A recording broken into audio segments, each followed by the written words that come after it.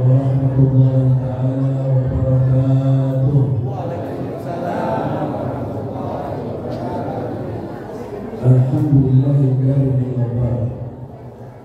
Ar-Rahmanur Rahim. Alladzi wafaqa ibadahu salihina ila dzikrihi wa ibadatihi al-laili wa atrafan nahar.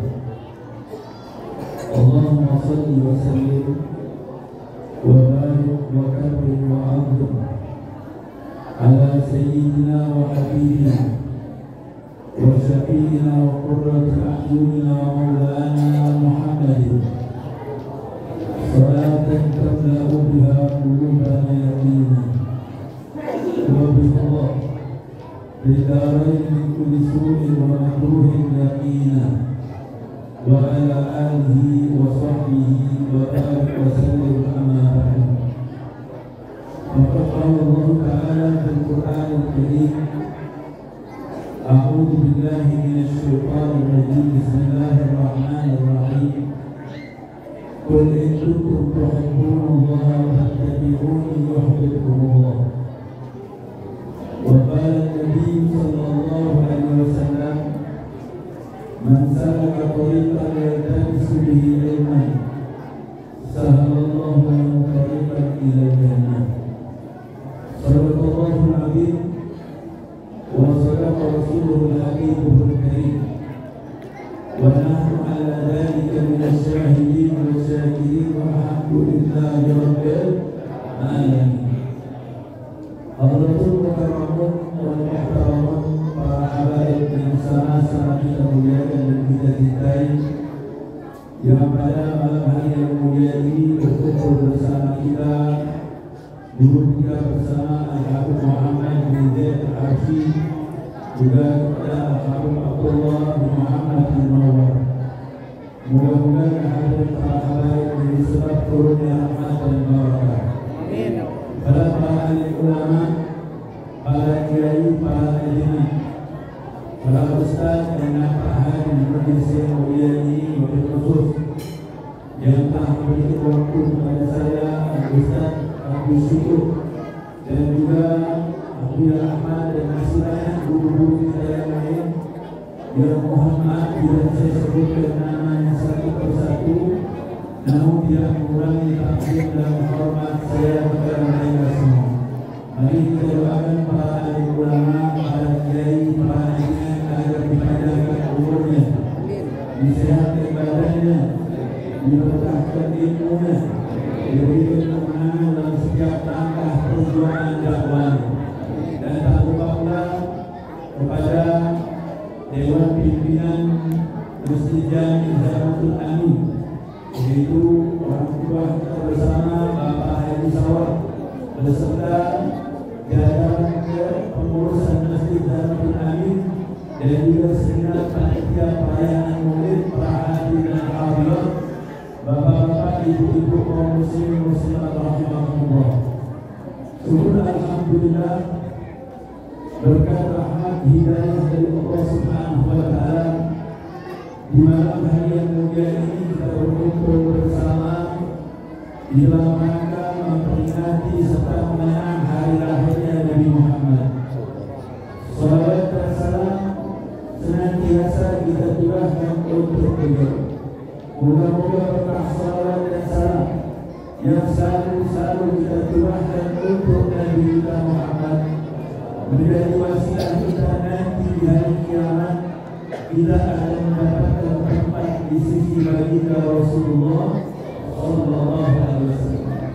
Baik, sama-sama kita ketahui dan kita maklumi bahwasanya setiap tahun apabila datang bulan Rabiul Awal, umat Islam yang mayoritas merayakan dan memperingati hari lahirnya Nabi kita Muhammad.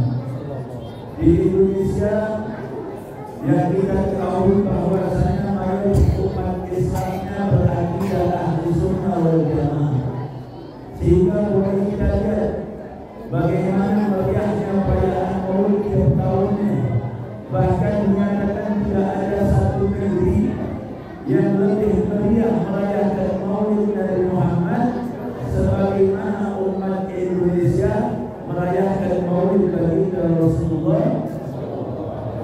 perayaan Maulid setiap tahun di negeri kita bukan saja dirayakan di bulan Rabiul Awal.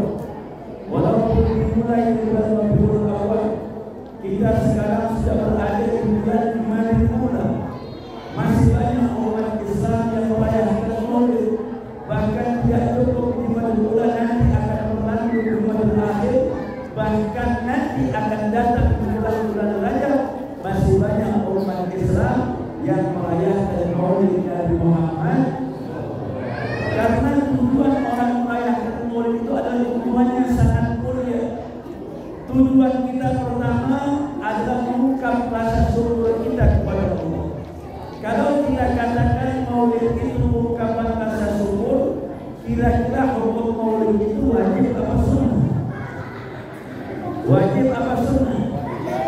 Kalau dikatakan orang, kenapa kita bilang Maulid itu ungkapan rasa syukur kepada Allah? Bagaimana caranya mengungkap rasa syukur kepada Allah? Al-Quran yang memberitahu kepada kita cara mengungkap rasa syukur. Kata Allah, wa ibadillahi wa birahmatihi wa bidzalika falyafrahu. Allah nyatakan, katakan wahai Muhammad, dengan datangnya karunia dan datangnya rahmat dari Allah Subhanahu wa taala, maka bergembiralah kalian. Artinya kalau kita diberikan nikmat dunia, kita diperintahkan oleh syariat Islam untuk mengungkap rasa syukur kita kepada Allah, apalagi nikmat lahirnya Nabi Muhammad yang merupakan satu-satu nikmat yang paling besar yang Allah berikan kepada kita. Itu yang pertama.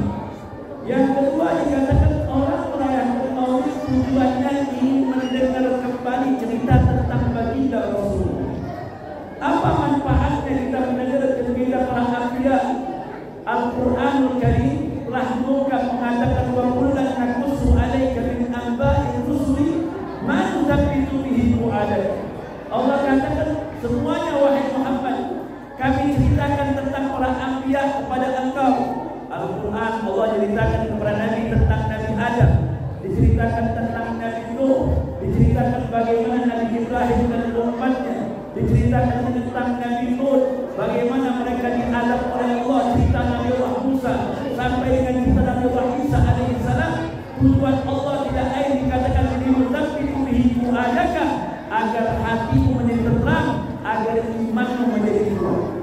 Jadi ulama mengatakan kalau cerita para anbiya saja diceritakan oleh Allah kepada Nabi dengan tujuan agar memperkuat, memperteguh, memperkokoh hatinya Nabi Muhammad, apalagi cerita baginda Rasulullah, tentu ceritanya Nabi itu akan lebih besar manfaatnya untuk menenangkan jiwa dan memperkuat keimanan kita kepada Allah Subhanahu wa taala. Karena kita diperintahkan oleh Allah untuk mengikuti Nabi Muhammad. Perintahnya dari Allah, wa ma atakumur rasul fakhudhuhu wa ma nahakum anhu fantahu. Allah katakan apapun yang datang dari Nabi Muhammad sallallahu alaihi wasallam, maka ambillah. Yang dilarang oleh baginda Rasulullah, maka jauhilah. Kadang-kadang ada orang yang suka salah paham. Kalau kita menceritakan Nabi, itu dianggap kita ini tidak ceritakan Al-Quran. Kok ceritanya Nabi Muhammad terus? Kenapa enggak membuka bahas isinya Al-Quranul Karim? Padahal kalau kita yang tahu, ketika kita menceritakan tentang Nabi, menceritakan bagaimana akhlaknya Nabi Muhammad, maka berarti kita telah menceritakan isi Al-Quranul Karim. Karena apa dikatakan oleh ulama? Ummul Mukminin Sayyidah Aisyah radhiyallahu anha itu pernah ditanya oleh para sahabat, kaifa akhlaqun Nabi? Ditanya bagaimana akhlaknya Nabi Muhammad, bagaimana budi pekertinya Rasulullah, maka dijawab oleh Sayyidah Aisyah, kana khuluqul Quran. Akhlaknya Nabi Muhammad itu adalah Al-Quranul Karim. Wa idza masya faka'anna Al-Quran yamshi bainan nas. Kalau Nabi Muhammad itu berjalan, maka seakan-akan Al-Quran yang sedang berjalan di tengah-tengah manusia. Patut kita ketahui bahwa dalam Al-Quran itu ada 4 prinsip yang Allah letakkan dalam Al-Quran.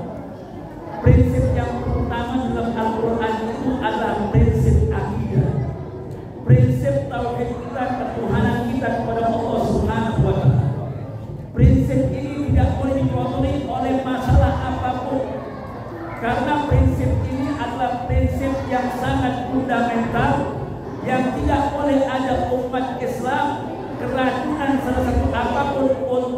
membuat rancu keimanannya kepada Allah Subhanahu wa Ta'ala.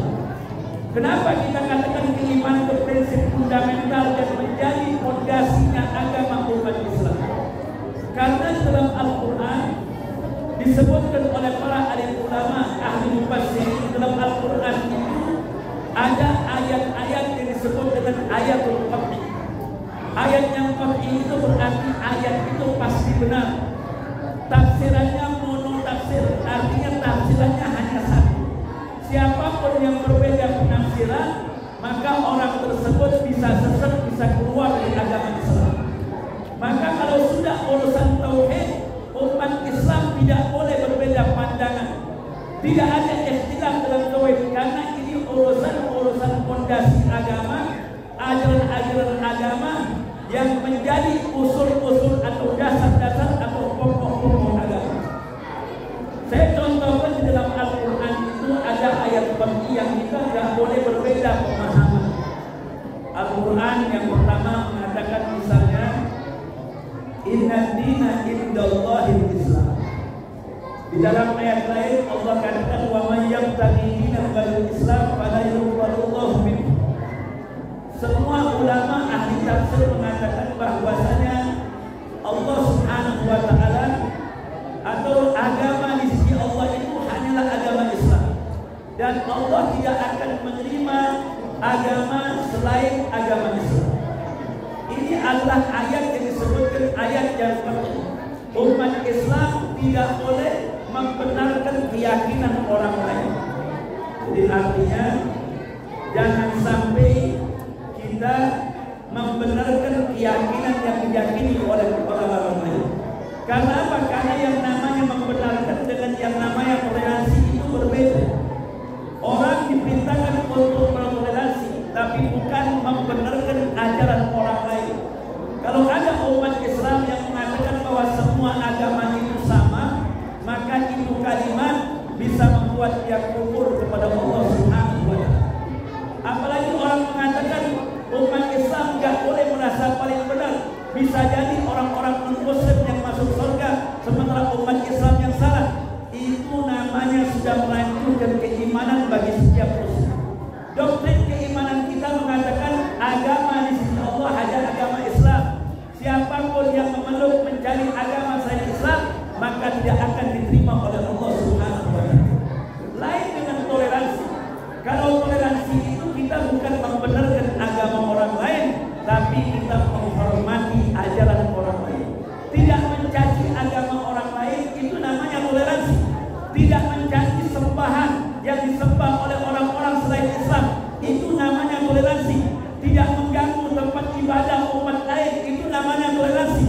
Ini yang disebut dengan toleransi yang diajarkan oleh agama Islam, bukan mencampur adukkan agama atau bukan mencampur adukkan keyakinan. Sekarang dalil toleransi, kita disuruh menghormati agama orang lain sampai kita diperintahkan untuk ikut ajaran atau ikut pelaksanaan ibadah orang lain. Itu bukan toleransi. Itu namanya mencampur adukkan agama. Kita bawa hadroh, baca sholawat, masuk ke gereja, itu bukan ajaran Islam. Itu bukan toleransi, itu namanya pelecehan agama. Betul apa enggak? Saya kasih tahu, kita harus paham dulu waktu ayat Al-Quran surat Al-Kafirun itu diturunkan oleh Allah, tentu ada asbabul nuzul. Apa sebabnya ayat itu turun? Ditafsirkan oleh para ulama sebelum ayat itu turun. Ada tokoh-tokoh kafir Quraisy yang datang kepada Nabi Muhammad. Dia datang kepada Rasulullah karena mereka ini khawatir dengan perkembangan umat Islam di kota Mekah yang setiap hari pengikutnya selalu bertambah, sehingga membuat mereka khawatir, takut kalau Nabi Muhammad ini tidak dibendung, maka nanti banyak orang-orang yang bakal memeluk agama yang dibawa oleh Muhammad. Sehingga mereka mendatangi Rasulullah dengan alasan mengajak Rasulullah untuk bermusyawarah. Nabi mengatakan agama Islam itu agama musyawarah, diterima dengan baik oleh baginda Rasulullah, dan Rasulullah bertanya kepada mereka musyawarah seperti apa yang mereka ajukan kepada Nabi Muhammad.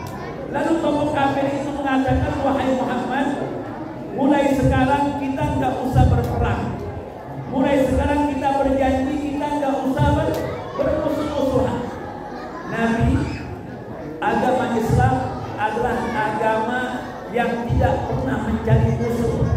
Tapi kalau musuh datang sendiri, umat Islam gak bakal lari. Betul apa enggak? Itu sifat umat Islam. Orang berdakwah, dakwah itu dengan tata cara yang dibetulkan dalam Islam. Di dalam berdakwah ada akhlaknya, di dalam bermuamalah ada akhlaknya. Bahkan di dalam perang pun umat Islam diajarkan adab untuk berperang. Ini berperang sama Nabi, jangan nyawa wanita, jangan nyawa anak-anak. Nabi itu kalau perang melarang orang merusak tempat-tempat umum, melarang orang merusak tumbuh-tumbuhan. Itu dalam perang saja Islam mengajarkan akhlakul karim. Jadi kalau ada sekarang ajaran Islam yang memakai bom di badannya terus mereka meledakkan dirinya, lalu mereka katakan itu jihad. Itu bukan jihad, itu agama jahat namanya. Betul kan? Teroris itu bukan agama, dan Islam bukan teroris. Artinya nggak ada hubungan. Orang kalau mau berdakwah bukan caranya. Kalau dikatakan jihad, jihad itu ada aturannya, jihad ada tempatnya. Bukan membunuh orang secara membabi buta orang hati.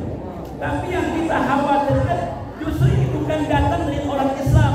Kadang-kadang ada kelompok yang sengaja buat ngancurkan umat Islam agar umat Islam dituduh sebagai teroris. Betul apa? Kita lihat yang dikatakan ketika mereka diajak oleh Nabi Muhammad SAW untuk bermusyawarah. Nabi bertanya, perdamaian seperti apa yang diajukan oleh orang-orang kafir? Lalu mereka mengatakan, wahai Muhammad, mulai sekarang kita gak usah berperang, kita harus bersatu. Baik, kata Rasulullah, bagaimana?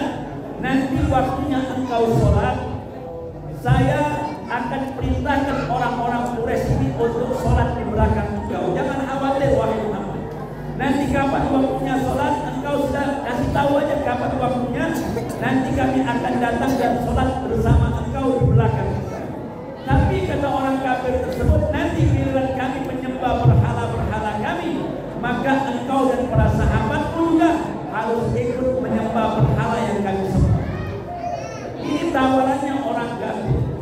Sepertinya mau ngajak bersatu. Artinya waktunya sholat, dia mau ikut sholat. Tapi waktunya mereka menyembah berhala, Nabi Muhammad juga diajak dan sahabatnya untuk menyembah berhala. Sekarang ajaran seperti ini sudah banyak. Jadi kalau ada orang yang mengatakan nggak apa-apa kita ikut ritual agama orang lain, kalau itu mengatakan satu paham tersebut, maka pemahaman kiai atau ustaz tersebut mengadopsi daripada pahamnya Abu Jahal. Jangan heran, karena memang buat ngancurkan Islam harus seperti itu. Ada kelompok yang mengaku ahli sunnah bahwa Hadroh baca sholawat di dalam gereja. Ada apa enggak? Ada apa enggak? Nanti kita sebut orang Hindu lebaran, umat Islam juga ikut lebaran, pakai kerudung masuk ke gereja. Oh, ini toleransi. Itu bukan toleransi, namanya toleransi yang kebablasan yang bisa merusak ente punya iman kepada Allah Subhanahu wa Ta'ala. Jadi kalau ini paham digempor-gemporkan, gak usah aneh. Ini paham pernah diajukan oleh Abu Jahal. Jadi kalau ada kiai mengatakan semua agama sama, gak apa-apa kita ikut ritual agama orang lain, yang penting akidah kita kuat, itu namanya kiai Abu Jahal. Betul apa enggak? Kalian aja karena pahamnya seperti pahamnya Abu Jahal. Lalu kita lihat bagaimana Nabi Muhammad SAW ketika mendapatkan tawaran tersebut. Rasulullah terdiam, gak bisa jawab Nabi. Karena Nabi Muhammad itu sifatnya wa ma yantiqu anil hawa in huwa illa wahyu. Nabi Muhammad gak pernah bicara, gak pernah berbuat sesuatu kecuali apa-apa yang sudah diwahyukan oleh Allah Subhanahu wa Ta'ala. Ketika Nabi Muhammad terdiam gak bisa menjawab ucapan orang kafir tersebut, tiba-tiba malaikat Jibril datang bersama Nabi Muhammad mengatakan kepada Rasulullah dengan membawakan ayat Al-Quran, qul ya ayyuhal kafirun. Muhammad, kau katakan bersama orang-orang kafir yang tadi mau ngajak, tadi berdamai agar engkau ikut nyembah Tuhan mereka. Katakan kepada mereka, apa yang dikatakan? La a'budu ma ta'budun. Katakan,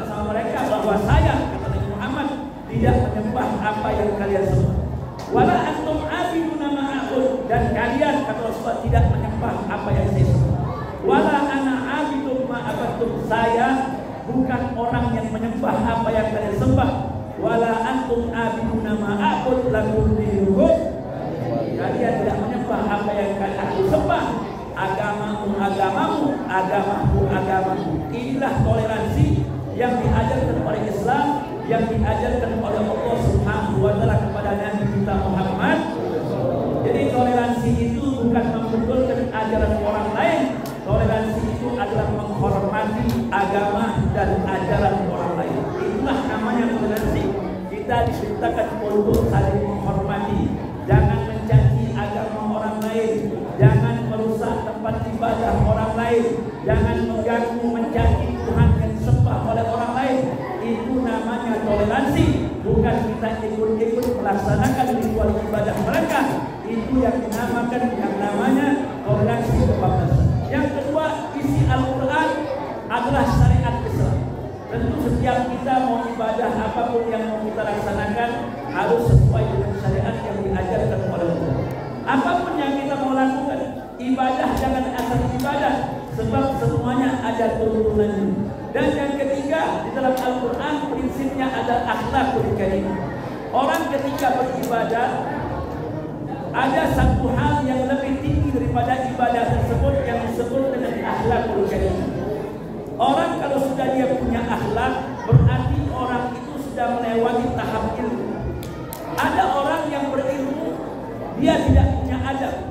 Artinya orang itu belum, tapi ada orang yang biasa saja, tapi adabnya luar biasa. Ini yang dikatakan oleh Nabi, al-adabu fawqal ilmi, adab itu di atas ilmu. Makanya orang kalau belajar itu ada tiga, ya, ada ilmu fikih, ada ilmu tauhid, ada ilmu tasawuf. Apa itu ilmu tasawuf? Ilmu tasawuf itu ilmu adab. Ilmu tasawuf itu ilmu sopan santun. Adabnya bukan zahirnya saja, tapi hatinya juga harus beradab. Orang kalau sudah tasawuf, ibadahnya bukan urusan sah atau tidak sah. Urusan ibadah mereka bagaimana mereka ibadah secara sempurna. Ada orang ibadah, yang penting sah, yang penting syaratnya betul, rukunnya betul sah. Tapi kadang-kadang dia tidak sempurna akhlak. Kalau dalam ilmu fikih misalnya, orang kalau sholat, di antara syarat sah sholat itu adalah menutup aurat.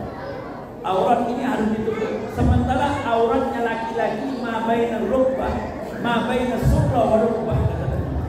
Yang namanya auratnya seorang laki-laki itu di antara pusar dan lutut. Tiba-tiba ada orang sholat tidak pakai baju, barangkali dia sholat menghadap Allah tidak pakai baju, tapi dia tutup auratnya. Kira-kira sholatnya sah banget, sholatnya sah, tapi dia bukan orang yang beradab kepada Allah Subhanahu. Jadi kalau ilmu yang paling tinggi itu ilmu tasawuf, makanya dikatakan yang disebut dengan al-ihsan, anta'budullah ka'annaka tarahu wa in lam takun tarahu fa innallaha yarahu. Gerak-geriknya sudah urusannya kepada Allah, malu kepada Allah Subhanahu wa taala, mengerjakan sesuatu kewajiban dengan sempurna, bukan lagi urusan sah atau tidak sah, tapi kepengen ibadahnya sempurna kepada Allah Subhanahu. Dan yang keempat, prinsip Al-Quran dikatakan adalah qisasul Al-Quran. Di dalam Al-Quran itu hampir 60% bahkan lebih tentang cerita-cerita Al-Quran yang diceritakan oleh Allah Subhanahu wa taala kepada Nabi Muhammad. Baik cerita itu berhubungan dengan para anbiya ataupun cerita berhubungan dengan orang-orang soleh yang diceritakan oleh Allah. Tujuannya apa dikatakan tadi? Yusabbitu bihi fu'adaka, agar Allah Subhanahu wa taala dengan cerita tersebut bisa membuat hati Nabi menjadi kuat, menjadi tenang. Maka kita ketika kita merayakan Maulid juga tujuannya kita mendengar cerita Nabi Muhammad SAW agar iman kita menjadi kuat, agar mahabbah kita sama Rasulullah bertambah, dan kita berusaha untuk mengikuti menghidupkan sunnah Nabi Muhammad dalam kehidupan sehari-hari sebagai alamat cinta kita sama Nabi. Kalau sudah cinta kita terbukti, maka untungnya tidak lain al-mar'u ma'a man ahab, seseorang itu bersama orang yang dia cintai. Hidup di dunia cinta sama Nabi, sama orang-orang soleh, akan dikumpulkan bersama orang-orang soleh. Mudah-mudahan apa yang sudah kita korbankan, waktu kita, tenaga kita, dan juga mungkin harta kita untuk kesuksesan acara kita pada malam hari yang mulia ini, mudah-mudahan menjadi amal ibadah yang nanti di akhirat kita akan mendapatkan pahala yang berlipat gandakan oleh Allah Subhanahu wa taala. Mudah-mudahan perkumpulan ini menyebabkan kita dosa-dosa kita diampuni oleh Allah. Dosa orang tua kita diampuni oleh Allah. Anak-anak kita diberikan oleh Allah anak yang soleh dan solehah. Dan semua hajat-hajat kita dunia dan akhirat diberikan kemudahan oleh Allah Subhanahu wa taala. Itu saja yang dapat saya sampaikan. Berikutnya saya mohon maaf. Wassalamualaikum warahmatullahi wabarakatuh.